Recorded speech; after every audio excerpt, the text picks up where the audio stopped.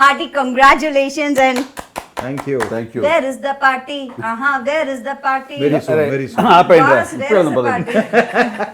వెళ్దాం అదే నేను ప్రేక్షకుల సైడ్ నుంచి అంటే అందరు అడుగుతున్నారు మీరు అడుగుతున్నారు రెడీ అయిపోతాను నేను వాళ్ళ రిప్రజెంటేటివ్ అలా వాళ్ళక మేమంతా ప్రేక్షకులే sir fans so where is the party how are you enjoying సూపరా పార్టీస్ ఉంటాయి. పార్టీస్ మీద పార్టీస్. అసలు ఈ ఇయర్ బ్లాక్ బస్టర్ ధమాకాగా రిలీజ్ అయ్యి ఇప్పుడు మెగా మాస్ గా స్టార్ట్ అయింది. గొప్ప ఆనందం అది. బ్యాక్ టు బ్యాక్ అనగానే మంచి బాగుంటున్న సౌండ్ కదా. Back to back. అంటే 2022 ధమాకా తోటి ఓ సూపర్ డూపర్ హిట్ ఇచ్చి దాదాపు 100 క్లబ్లో తను చేరి మళ్ళీ ఇయర్ క్యాలెండర్ దాటింది 2023 మళ్ళీ నాతో చేరి ఇంకో బ్లాక్ బస్టర్ అసలు డబుల్ ధమాకా. కరెక్ట్ కొట్టాడు మా బ్రదర్. ఖచ్చితంగా అందరూ we are very very happy. తెలుస్తాను గ్లో మెగాస్టార్ గారు మీరు చెప్పాలండి. మీరు ఒక సినిమా చేసి ఒక రికార్డ్ సృష్టించి మీ బ్లాక్ బస్టర్ ని మీ రికార్డ్స్ ని మీరే మళ్ళీ కొత్త రికార్డ్స్ ఇస్తున్నారు. అది నేను చెప్తాను మొదటి నుంచి జరుగుతుంది అదే కదా ఆల్ ది టైం. దాని బ్లాక్ బస్టర్స్ని బట్టి ఆన్సర్ చెప్పలేను. మంచి కథలను బట్టి మనం చేసుకుంటూ వెళ్ళిపోదాం అనే దాంట్లో అలా ఇట్ హ్యాపెన్స్ అంతే.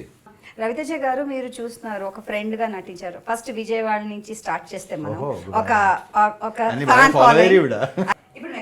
రవి నువ్వు విజయవాడ నుంచి బాంబేలో, బాంబే నుంచి కొన్నాళ్ళు విజయవాడ వచ్చావా?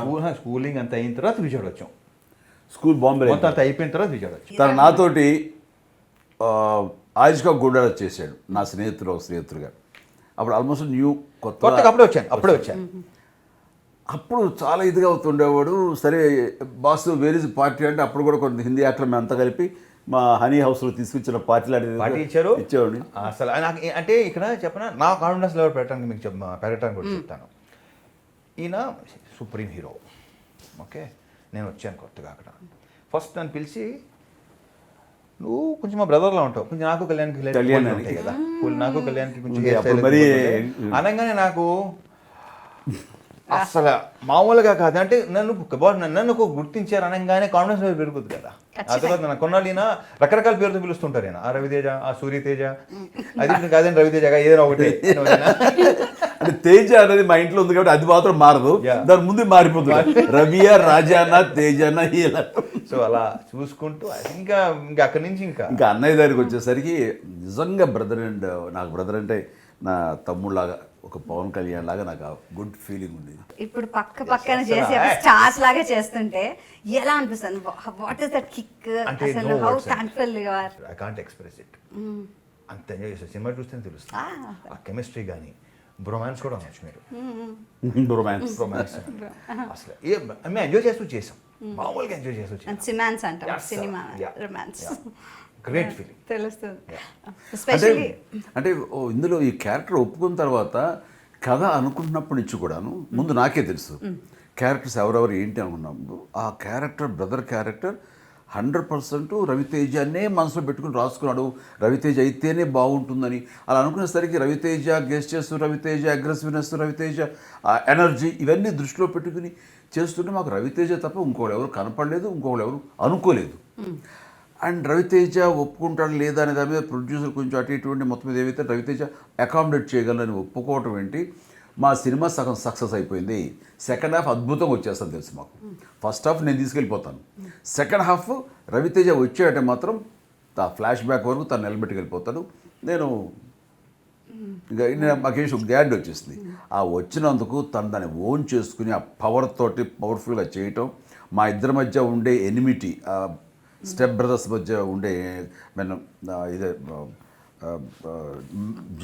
లేదు చెప్పట్లేదు, మింగేశాను.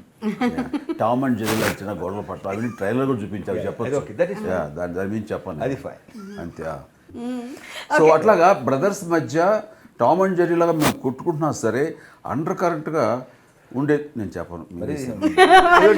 Strong emotion. ఆ ఎమోషన్కి కంటి నీళ్లు పెట్టని వాళ్ళు ఉండరు, ఇది నేను చెప్పాలి. ఇక్కడ నుంచి కామెడీలోకి వస్తే జంబలకి జారు మిఠాయ అది అది అసలు ఎలా సార్ అసలు ఇలాంటి లేటెస్ట్ థింగ్ మీరు క్యాచ్ చేసి అక్కడ చెప్పడం ఇలాంటి అనేది ఎక్స్ట్రా superb. ఫిట్టింగ్లు అన్నీ కూడా నేను అప్పటికప్పుడే వేసేస్తుంటాను. అంతే. యా ఒకసారి రే సారీ నాకు మా వాడు గన్ చూపిస్తాడు ఎక్కడో, నాకు సారీ చెప్పాల్సిందే అన్నాను. గన్ చూస్తాడు. ఇప్పుడు ఎవరు అడిగాడు సారీ అక్కర్లేదు. అయినా తెలుగులో నాకు నచ్చిన పదం ఒకటే ఒక పదం, అది సారీ. అన్నది ఇంగ్లీష్ పదం అన్న, ఇప్పుడు తెలుగు చేశారులే ఈ మధ్య తెలుగు చేశారు అనేది అవన్నీ అక్కడక్కడ అనుకోవే Spotify. స్క్రిప్ట్ అని. శ్రీనివాసరావు రెడ్డి కూడా తెలియదు ఏంటి అన్నాడు, అన్న తెలుగు పదం అది ఇంగ్లీష్ పదం కదన్నా అంటాడు. నువ్వు అను చాలు అనేసి ఇట్లాగా అప్పటికప్పుడు అనుకుని చాలా ఉంటాయి. రవితేజది ఒక చోట ఒక వాల్ పోస్టర్ సీన్ ఉంటుంది. ఆ వాల్ పోస్టర్లో ఏదో గొడ్డ ఇచ్చారు రోడ్డు మీద, ఆ గొడ్డతోటి తుడిచే కంటే లేదు అంటూ నేను నా పంచితో తుడిస్తే ఆ అందం వేరు, ఆ ఎఫెక్షన్ వేరు అంటూ పంచితో తుడిచి చేస్తే బాబీ మీరు చేస్తున్నారు అట్లా చాలా బాగుందని తను అంటాం.